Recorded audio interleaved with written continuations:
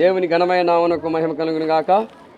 క్రీస్తునందు ప్రియ సహోదరి సహోదరులారా, త్వరగా ముగించడానికి ప్రయత్నం చేస్తాము. కాబట్టి 1:10 అవుతున్నది. కాబట్టి ఒక 10 నిమిషాలు దేవుని యొక్క వర్తమానం అందించడానికి సిద్ధంగా మన మధ్యలో సహోదరులు దానమన్నారు. వారు లేచి దేవుని యొక్క వర్తమానం అందించవలసిందిగా ప్రేమతో వారిని ఆహ్వానిస్తున్నాను.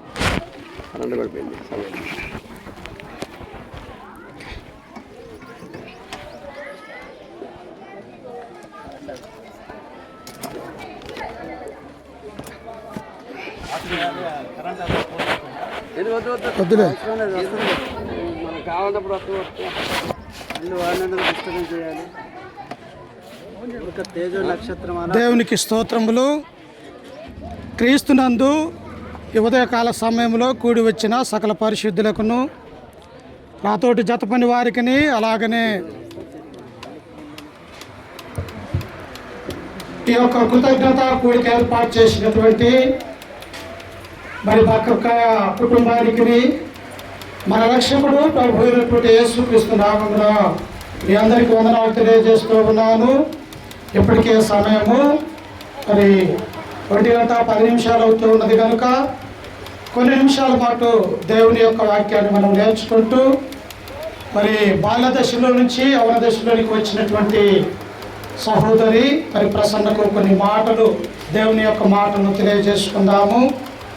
ఇప్పటి వరకు సహోదరులు మరి ఎంసీ దానం బాబాయ్ గారు కొన్ని దేవుని యొక్క మాటలు బోధించి ఉన్నాడు. మరికొన్ని విషయాలు అదే పరిశుద్ధ గ్రంథంలో నుంచి మనం నేర్చుకుందాము. చూడండి ప్రియులారా, నాతో పాటు పరిశుద్ధ గ్రంథంలో నుంచి హెబ్రీలకు రాసినటువంటి పత్రిక 5వ అధ్యాయము, అపోస్తలుడైనటువంటి పౌలు హెబ్రీలకు రాసినటువంటి పత్రిక 5వ అధ్యాయము 12 నుంచి చదువుకుంటా. నేనే చదువుతా, జాగ్రత్తగా వినాలని మిమ్మల్ని కోరుకుంటున్నాను. 5వ అధ్యాయం 12వ వచనము. కాలమును బట్టి చూచితే మీరు బోధకులుగా ఉండవలసిన వారై ఉండగా దేవోక్తులలో మొదటి మూలపాఠములో ఒకటి మీకు మరలా బోధింపవలసి వచ్చెను. మీరు పాలు త్రాగవలసిన వారే కానీ బలమైన ఆహారము తినగలవారు కారు. ఇక్కడ గమనించితే ప్రియమైనటువంటి దేవుని బిడ్డలారా, హెబ్రీలో ఉన్నటువంటి దేవుని యొక్క సంఘాన్ని గురించి అపోస్తలుడుగా అనేక ప్రాంతాలలో క్రీస్తు యొక్క సువార్తను ప్రకటించి ఆయా పత్రికల ద్వారా దేవుని యొక్క చిత్తాన్ని తెలియజేస్తున్నటువంటి యొక్క పౌలు గారు హెబ్రీలో ఉన్నటువంటి సంఘాన్ని గురించి దేవుడు ఆలోచన చేస్తూ ఉన్నాడు. ఎలా ఉన్నారంట వాళ్ళు? మొదట దేవుని యొక్క వాక్యాన్ని విన్నారు, విని ప్రభు అయినటువంటి యేసు క్రీస్తు గురించి వారు తెలుసుకొని ఉన్నారు. ఆ తర్వాత బాప్తిసం పొందారు. ఆ తర్వాత రక్షింపబడి సంఘములో చేర్చబడిన తర్వాత కొంతకాలానికి ఏమైపోయారు అంటే ప్రియులారా, వారు లోకములో పడిపోయి వారికి పూర్తిగా మూల పాఠాలు అనేవి తెలియనటువంటి వారిగా వారు ఉంటున్నారు. వాస్తవంగా ఏ కుటుంబమైనా కానీ భూమి మీద ఉన్నటువంటి ప్రతి కుటుంబము కూడా దేవుని చేత ఆశీర్వదించబడి దేవుని చేత దీవించబడ్డటువంటి కుటుంబాలుగా మనము చూడగలుగుతూ ఉంటాం. అందుకనే మనము మానవుని యొక్క దశ గురించి మనము ఆలోచన చేస్తూ ఉన్నప్పుడు 4 దశలుగా బైబిల్ మనల్ని ఇప్పటి వరకు మనము చూసి ఉన్నాం. కానీ హెబ్రీలో ఉన్నటువంటి వారు బాల్య దశలో నుంచి యవ్వన దశలోనికి వచ్చినప్పటికీ కూడా వారికి మరలా మరొకరు బోధించే వారిగా ఉంటున్నట్టుగా మనము చూస్తూ ఉన్నాం. నిజంగా క్రైస్తవ యొక్క జీవితంలో ప్రతి దినము కూడా మనము ఫలించకపోతే, ప్రతి దినము కూడా మనము అభివృద్ధిలోనికి రాకపోతే ఎలా ఉంటుంది? దేవుడు కూడా బాధపడేవాడిగా ఉంటూ ఉన్నాడు. అందుకే కింద వచనంలో మనము చదువుకుంటే ఏమని ఉన్నదో చూడండి ఒకసారి. 13వ వచనంలో, మరియు పాలు త్రాగు ప్రతివాడును శిశువే కనుక నీతి వాక్య విషయంలో అనుభవం లేని వాడై ఉన్నాడు. అమ్మ, చిన్నపిల్లలకి మనం వాక్యం చేస్తే వాళ్ళు అర్థం చేసుకోగలుగుతారా? లేకపోతే చిన్నపిల్లలకు ఒక బలమైనటువంటి పని చెబితే వారు ఆ పనిని చేయగలరా? చేయలేరు. ఎవరు చేయగలరు? యవ్వన దశలో ఉన్నటువంటి వారు ఏ పనైనా కానీ వారికి ఉన్నటువంటి శక్తి, వారికి ఉన్నటువంటి బలము చేత వారు దేనినైనా కూడా ఎదుర్కోగలిగినటువంటి సామర్థ్యం కలిగినది ఎప్పుడు అంటే బాల్య దశలో నుంచి యవ్వన దశలోనికి వచ్చినటువంటి వారని గ్రంథం మనకు సెలవిస్తూ ఉన్నది. అందుకని ఇక్కడ హెబ్రీ గ్రంథకర్త అంటూ ఉన్నాడు ఆయన, మరియు పాలు తాగు ప్రతి వాడును శిశువే కనుక నీతి వాక్య విషయంలో అనుభవం లేని వాడై ఉన్నాడు. వయసు వచ్చిన వారు అభ్యాసము చేత మేలు కీడులను వివేచించుటకు సాధకము చేయబడిన జ్ఞానేంద్రియములో కలిగి ఉన్నారు కనుక బలమైన ఆహారము వారికే తగును. ఎవరంట? వయసు వచ్చినటువంటి వారు, దేవునిలో ఎదుగుతూ ఫలిస్తూ అభివృద్ధి చెందుతూ అనేక మందికి తమ యొక్క తల్లిదండ్రులకు సంతోషాన్ని ఇస్తూ వారు ఎలా ఉంటారంటే అభ్యాసము చేత, అనగా దేనిని అభ్యాసం చేయాలా? దేవుని యొక్క వాక్యాన్ని అభ్యాసము చేయాలా? దేవుని యొక్క వాక్యాన్ని నేర్చుకునే వారిగా ఉండాలా? మనకు దేవుడిచ్చినటువంటి యొక్క కుమారులు కుమార్తెలు కానీ ఎలా ఉండాలా? వాళ్ళు పుట్టినటువంటి వారు పుట్టినట్టుగానే ఉంటే తల్లిదండ్రులుగా ఉన్నటువంటి వారికి సంతోషం అనేది ఉండదు. వారు ఏం చేయాలా?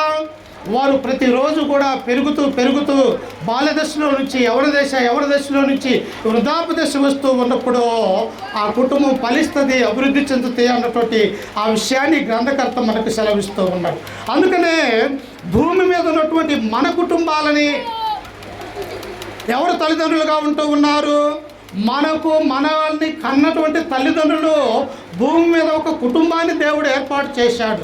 అలాగనే క్రైస్తవులకి 2 తండ్రులు అన్నటువంటి విషయాన్ని ఈ యొక్క మధ్యాహ్న కాల సమయంలో మనం జ్ఞాపకం చేసుకోవాలి. చూడండి, నాతో పాటు పరిశుద్ధ గ్రంథంలో నుంచి హెబ్రీయులకు రాసినటువంటి పత్రిక 12వ అధ్యాయము, హెబ్రీయులకు రాసినటువంటి పత్రిక 12వ అధ్యాయము 9వ వచనాన్ని చదువుకుందాం. మరియు శరీర సంబంధులైన తండ్రులు మనకు శిక్షకులై ఉండిరి, వారి యందు భయభక్తులు కలిగి ఉంటేమే. చూసారా, ఎవరు మనము భయపడతాము? మనము చిన్నపిల్లలుగా ఉన్నప్పుడు కానీ యవనస్తులుగా ఉన్నప్పుడు కానీ మానవులుగా ఉన్నటువంటి కుమారులు కానీ కుమార్తెలు కానీ ఎవరికి భయపడతాము? శరీర సంబంధమైనటువంటి తల్లికి తండ్రికి మనము భయపడే వారిగా ఉంటూ ఉన్నాం. అదే విషయాన్ని ఇక్కడ పౌలు సెలవిస్తూ ఉన్నాడు. ఇంకా ఏమంటూ ఉన్నాడు? అట్లయితే ఆత్మలకు తండ్రి అయిన వానికి మరీ ఎక్కువగా లోబడి బ్రతకవలెను కదా. మనకి 2 తండ్రులు అన్నటువంటి విషయాన్ని ప్రతి మనుషుడు జ్ఞాపకం చేసుకోవాలి. ఒకరెవరు? శరీర సంబంధమైనటువంటి తండ్రి అయితే మరొక తండ్రి ఎవరంటే మన శరీరంలో జీవవాయువు ఊదినటువంటి తండ్రి అయినటువంటి దేవుడికి మరి ఎక్కువ భయపడాలి అనే మాటని మనం అక్కడ చూస్తూ ఉన్నాం. లోక సంబంధమైనటువంటి తల్లిదండ్రులకు భయపడాలా? అలాగనే ఆత్మ సంబంధం మన యొక్క ఆత్మలకు తండ్రి అయినటువంటి దేవునికి మనం ఏం చేయాలా? భయపడే వారిగా ఉండాలి. ప్రియులారా, ఈనాడు పిల్లల్ని మనం చూస్తూ ఉన్నప్పుడు ఒక దశ వచ్చిన తర్వాత తల్లిదండ్రులకు లోపడరు, బంధువులకు లోపడరు, పెద్దలకు లోపడరు. ఈనాడు అనేక మంది కూడా యవనస్తులుగా తప్పిపోయినటువంటి వారిని మనము ఈ లోకంలో చూడగలుగుతూ ఉన్నాం. అందుకనే యవన దశ ఎలాంటిది? ఎంతో సంతోషకరమైనటువంటి దశే, ఎంతో ఆనందించవలసినటువంటి దశే. కానీ ఈ దశలో పడిపోవటానికి అవకాశం ఉన్నదని యెషయా ప్రవక్త మనకు తెలియజేశాడు. చూడండి, అక్కడ యెషయా గ్రంథం 40వ అధ్యాయం 30వ వచనంలో మనం చదవబడినటువంటి ఆ వాక్యాన్ని మనము చదువుకుంటే యవనస్తుల గురించి ఆ ప్రవక్త ఏమన్నాడు చూడండి ఒకసారి. యెషయా గ్రంథము 40వ అధ్యాయం 30వ వచనాన్ని మనము చదువుకుంటున్నప్పుడు,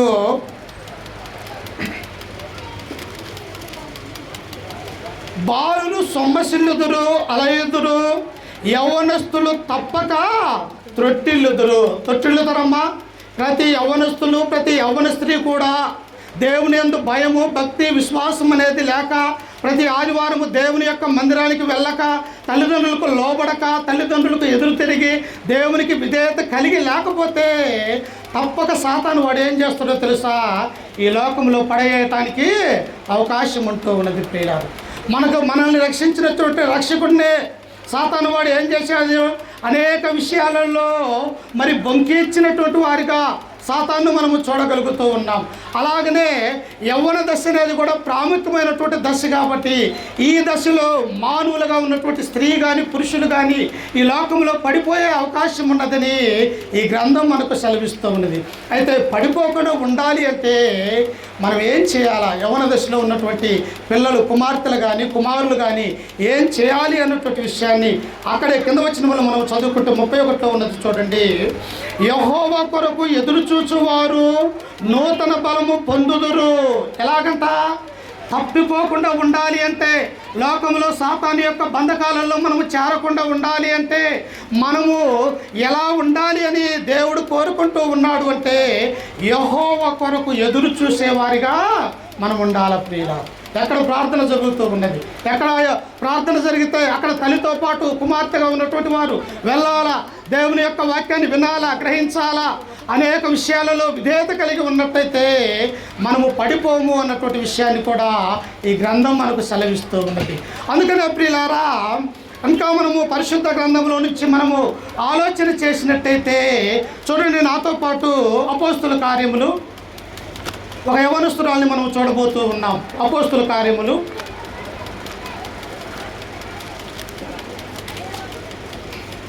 12వ అధ్యాయము 12వ వచనాన్ని చదువుకుందాం. ఇట్లు ఆలోచించుకొని అతడు మార్కు అను మారు పేరు గల యోహాను తల్లి అయిన మరీ ఇంటికి వచ్చెను. అక్కడ అనేకులు కూడి ప్రార్థన చేయుచుండిరి. ఈ సందర్భం మీకు తెలుసా అమ్మా? అపోస్తుల కార్యములు 12వ అధ్యాయంలో జరిగినటువంటి సంఘటన. అపోస్తులటువంటి పేతురు గారు దేవుని యొక్క వాక్యాన్ని బోధిస్తూ ఉన్నప్పుడు, అయా మీరు దేవుని యొక్క వాక్యాన్ని బోధించకూడదు, దేవుని యొక్క సువార్తను మీ ఈ ప్రాంతంలో ప్రకటించకూడదు అని చెప్పేసి అక్కడ ఉన్నటువంటి హేరోదు రాజు ఏం చేశాడు? చెరసాలలో వేశాడు పేతురు గారిని. ఆ తర్వాత చెరసాలలో పేతురు ఉంటూ ఉన్నప్పుడు ఇదిగో మార్కు తల్లి అయినటువంటి మరే ఇంటిలో స్త్రీలు పురుషులు అందరూ అక్కడ కూర్చొని ఆ పేతురు కొరకు ప్రార్థన చేస్తూ ఉన్నారు. ప్రియులారా, అయ్యా మాకున్నటువంటి ఇదిగో నీ కుమారుడైనటువంటి పేతురు చెరసాలలో బంధింపబడి ఉన్నాడు, ఆయనను మేమేమి చేయలేము, నీకు మొరపెట్టుకుంటూ ఉన్నాము అని చెప్పేసి అక్కడ ఉన్నటువంటి సంఘం అంతా కూడా అత్యాసక్తితో దేవునికి ప్రార్థన చేస్తూ ఉన్నది. అప్పుడు అద్భుత రీతిగా దేవదూత ద్వారా ఆయన సంఖ్యలను తెంచుకొని ఆ యొక్క దేవదూత ద్వారా పేతురు బయటికి వచ్చి ఎక్కడికి వచ్చాడు అంటే ఈ యొక్క మరియమ్మ అనేటువంటి ఇంటిలోనికి ఆయన ఆ యొక్క తలుపు వద్ద నిలుచున్నట్టుగా చూస్తూ ఉన్నాం. అక్కడ ఏం జరుగుతూ ఉన్నది చూడండి. అక్కడ ఏం జరుగుతూ ఉన్నదంటే అక్కడ అనేకులు కూడి ప్రార్థన చేయుచుండని. ప్రతి విషయంలో ప్రియులారా, నీకు సంతోషం కలిగిన, బాధ కలిగిన, లేకపోతే నీ యొక్క కుటుంబంలో ఆనందం కలిగిన, ఏది జరిగినప్పటికీ కూడా నా జీవితంలో మనం ఏం చేయాలి అంటే తండ్రి అయినటువంటి దేవునికి మనము ప్రార్థన చేయాలి ప్రియులారా. ప్రార్థన చేస్తే చెరసాల సంఖ్యలో బద్దలవుతున్నట్టుగా మనము చూస్తూ ఉన్నాం. అందుకనే మత్తయి సువార్త 7వ అధ్యాయం 7వ వచనంలో దేవుడు ఏమంటాడు? అడుగుడి మీకు ఇయ్యబడును, వెదుకుడి దొరుకుదును, తట్టుడి తలుపు తీసేదని. మనం అడగాల, తండ్రి అయ్యా నాకు ఈ బాధ ఉన్నది, లేకపోతే ఇదిగో ఈ పని ఉన్నది, ఇలాంటి విషయంలో నీవు నాకు సహాయకారిగా ఉండాలి అని ప్రతి విషయంలో మనము దేవునికి ప్రార్థన చేయాలా. ఇక్కడ కూడా ఎలా ఉన్నారు అంటే సంఘము అత్యాసక్తితో ఆ యొక్క ప్రార్థన చేస్తున్నట్టుగా మనం చూస్తూ ఉన్నాం. వెంటనే ఇక్కడ మనం గమనించితే చూడండి, అక్కడ ప్రార్థన చేస్తూ ఉన్నప్పుడు 13వ వచనంలో అతడు తలవాకిన తలుపు తట్టుచుండగా రోదే అను ఒక చిన్నది ఆలకించుటకు వచ్చెను. ఎవరేమా? ఒక యవనస్తురాలుగా ఉన్నటువంటి రోదే అనేటువంటి చిన్నది. యవనస్తులు ఎక్కడ ఉంటారు? తల్లిదండ్రులకు కానకుండా, పెద్దలకు కానకుండా సెల్ ఫోన్లు తీసుకొని అనేకమైనటువంటి దుర్మార్గమైనటువంటి ఆ యొక్క యూట్యూబ్లో అనేకం చూసేవారిగా నేటి పిల్లలు ఉన్నట్టుగా మనము చూస్తూ ఉన్నాం. కానీ ఇక్కడ రోదే అనేటువంటి యవనస్తురాలు ఎక్కడ ఉన్నది? దేవుని నమ్ముకున్నటువంటి బిడ్డలతో ఉన్నది. వారితో ప్రార్థన చేస్తూ ఉంటే ఈ యొక్క యవనస్తురాలైనటువంటి రోదే యొక్క చిన్నది కూడా ప్రార్థన చేయు వారితో ఆ ఇంటిలో ఉన్నట్టుగా మనము చూస్తూ ఉన్నాం. మన పిల్లలు ఎక్కడ ఉన్నారు, ఏ స్థితిలో ఉన్నారు, ఎలా జీవిస్తూ ఉన్నారు అని తల్లిదండ్రులుగా మనము ఆలోచన కలిగే వారిగా ఉండాలి. కానీ ఇక్కడ రోదే చిన్నది ఎలా ఉన్నదంట? అతడు తలవాకిన తలుపు తట్టుచుండగా రోదే అని ఒక చిన్నది ఆలకించుటకు వచ్చెను. ఆమె పేతురు స్వరము గుర్తుపట్టి సంతోషము చేత తలుపు తీయక లోపలికి పరిగెత్తుకొని పోయి పేతురు తలుపు దగ్గర నిలుచున్నాడని తెలిపెను. మన యొక్క పిల్లలు కూడా ప్రియులారా, దేవుని యొక్క వాక్యములు, దేవుని యొక్క సన్నిధానములు మనము కూడా పెంచేవారిగా ఉండాలని ఈ గ్రంథం మనకు సెలవిస్తూ ఉన్నది. అంతేకాదు ఇంకా మనం పరిశుద్ధ గ్రంథంలో నుంచి మనము చూసినట్టయితే ప్రియులారా, యవ్వనస్తులు తమ యొక్క ప్రవర్తన విషయంలో జాగ్రత్త కలిగి ఉండాలా. లోకంలో ఉన్నవారు చూస్తారు, యవ్వనస్తులుగా ఉన్నటువంటి వారిని చూస్తూ ఉన్నప్పుడు లోకంలో ఉన్నటువంటి వారు ఈ యొక్క యవనస్తురాలు ఎలా ఉన్నది, యవనస్తుడు ఎలా ఉన్నాడు, తల్లిదండ్రులకు లోబడుతూ ఉన్నాడా, లేకపోతే సినిమాలకు వెళ్తూ ఉన్నాడా, లేకపోతే అల్లరి చిల్లరగా తిరుగుతూ ఉన్నాడా అని లోకంలో ఉన్నవారు మన యొక్క పిల్లల విషయంలో ఆలోచన కలిగే వారిగా ఉంటారు ప్రియులారా. అందుకనే మన ప్రవర్తన యవనస్తులుగా ఉన్నటువంటి ప్రతి స్త్రీ పురుషుడు కూడా ఎలా ఉండాలంటే జాగ్రత్త కలిగి ఉండాలని దేవుని యొక్క గ్రంథం మనకు సెలవిస్తూ ఉంది. చూడండి, నాతో పాటు పరిశుద్ధ గ్రంథంలో నుంచి యాకోబు రాసినటువంటి పత్రిక 3వ అధ్యాయము 13వ వచనాన్ని మనము చదువుకుంటే యాకోబు గారు మనకు అక్కడ సెలవిస్తూ ఉన్నాడు. చూడండి ఒకసారి, యాకోబు రాసినటువంటి పత్రిక 3వ అధ్యాయం 13వ వచనాన్ని చదువుకుందాం. మీలో జ్ఞాన వివేకములు గలవాడెవడు? వాడు జ్ఞానముతో కూడిన సాత్వికము గలవాడై తన యోగ్య ప్రవర్తన వలన తన క్రియలను కనపరచవలెను. ఎలా ఉండాలి యవ్వన స్త్రీ? యోగ్య ప్రవర్తనాలై ఉండాలా, మంచి పవిత్రమైనటువంటి హృదయం కలిగి ఉండాలా. అనేక మంది ఈ లోకంలో నుంచి పడిపోయే ప్రమాదం ఉన్నది కనుక ఈ యొక్క యవ్వన స్త్రీ ఎలా ఉండాలని యాకోబు గారు మనకు తెలియజేస్తూ ఉన్నాడు అంటే, యోగ్య ప్రవర్తన వలన తన క్రియలని కనపరచాలా. ఇదిగో ఫలాని తల్లిదండ్రులకు పుట్టినటువంటి ఈ యొక్క అమ్మాయి లేకపోతే ఈ యొక్క అబ్బాయి ఇదిగో మంచిగా ఈ లోకంలో ఆదివారం వచ్చిందంటే ఆరాధనకు వెళ్తుంది, ఎక్కడన్నా ప్రార్థన జరిగితే బైబిల్ తీసుకొని చక్కగా దేవుని యొక్క మాటలు వింటది అని ఇతరులు ఎప్పుడు మన యొక్క పిల్లల గురించి తెలియజేస్తారు అంటే యోగ్యమైనటువంటి ప్రవర్తనగా వారిని పెంచినప్పుడు ఇతరులు మన యొక్క పిల్లల విషయంలో అలాంటి మాటలు మాట్లాడేవారిగా ఉంటూ ఉన్నారు. అందుకనే మనము ఎలా ఉండాలి అనేటువంటి విషయాన్ని ఇంకా మనము చూసుకుంటే తిమోతికి రాసినటువంటి మొదటి పత్రిక 4:11 నుంచి 13 వచనాలు మనము చదువుకుంటే, నీ యవ్వనమును బట్టి నిన్ను ఎవరిని తృణీకరింపనీయకుము కానీ మాటలోను ప్రవర్తనలోను ప్రేమలోను విశ్వాసములోను పవిత్రతలోను విశ్వాసులకు మాదిరిగా ఉండాలా. ఎలాంటిది క్రైస్తవ జీవితము? ఏదో వారం రోజు వచ్చి ఆదివారం వచ్చి ప్రార్థనకు వచ్చి మరలా ఆ యొక్క బైబుల్ని పాటల బుక్ని ఒక గూట్లో ఉంచటం కాదు క్రైస్తవ యొక్క జీవితము. ప్రతి నిత్యము కూడా నేను ఎలా ఉన్నా, నా ప్రవర్తన ఎలా ఉన్నది, నేను క్రైస్తవుడిగా ఉన్నానా లేకపోతే తప్పిపోయినటువంటి వారిగా ఉన్నానని ప్రతి నిత్యము కూడా నీవు ఆలోచన కలిగే వారిగా ఉండాలా. అందుకనే తిమోతితో పౌలు అంటూ ఉన్నాడు, నీ యవ్వనమును బట్టి నిన్నెవ్వని కూడా తృణీకరింపనీయముకు కానీ మాటలోను ప్రవర్తనలోను ప్రేమలోను విశ్వాసములోను ఎలా ఉండాలంట? అందరికీ మాదిరికరమైనటువంటి జీవితాన్ని జీవించాలి ప్రియురా. ఎలాంటి జీవితం అంట? మాదిరికరమైనటువంటి జీవితం. అపోస్తలుడైన పౌలు కొరింథీలో ఉన్నటువంటి సంఘానికి తెలియజేస్తూ 11వ అధ్యాయం 1వ వచనములో మనం చదువుకుంటే ఏమన్నాడు? నేను క్రీస్తును పోలి నడుచుకున్న ప్రకారము మీరు నన్ను పోలి. మనం అలా చెప్పగలుగుతూ ఉన్నామా? నేను క్రీస్తును పోలి నడుచుకున్నాను.